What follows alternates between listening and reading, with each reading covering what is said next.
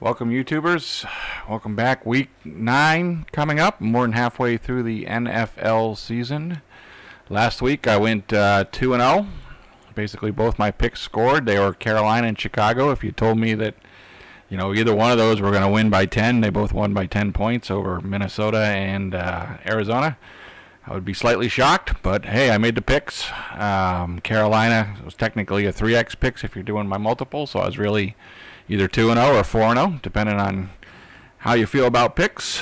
And of course, the week before that, week 7, I was 4-0 or 6-0. So I got a good run going on here, being either 6-0 or 10-0.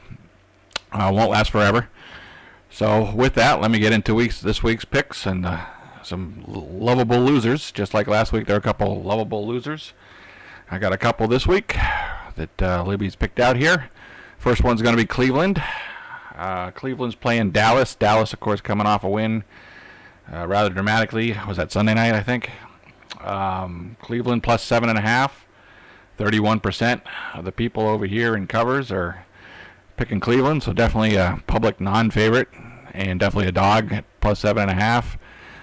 Bovada's got them also at plus 7.5, minus 115. So a little bit of a VIG penalty there, extra VIG penalty. But maybe that number will come up, or they'll even it out because money. Everybody's kind of favoring Dallas right now. But my pick is Cleveland. Next pick down the line here is Jacksonville, another loser that got whomped last week by the Chiefs. Made the Chiefs look great over in England, but they're plus 7. No, they didn't play the Chiefs. Who they play last week? I think they tied. I don't know who they played. Whatever. I don't know what I'm talking about. Whatever. Jacksonville this week is playing the Chiefs. That's what I was thinking of.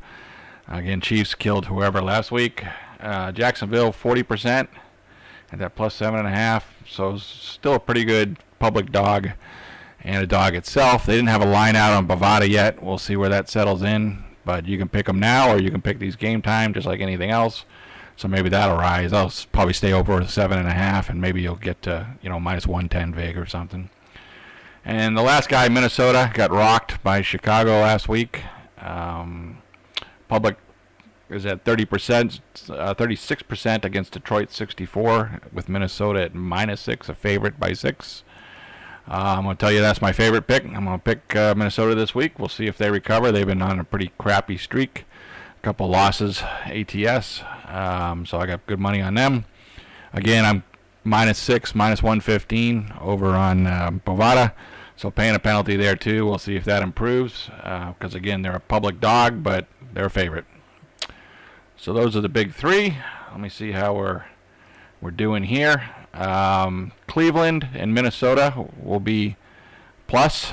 You can see I got the 2,000 there, so they're going to do a double bet on those. If you're doing single bets, so and 1,000 on Jacksonville, so you'll have 5,000 out there.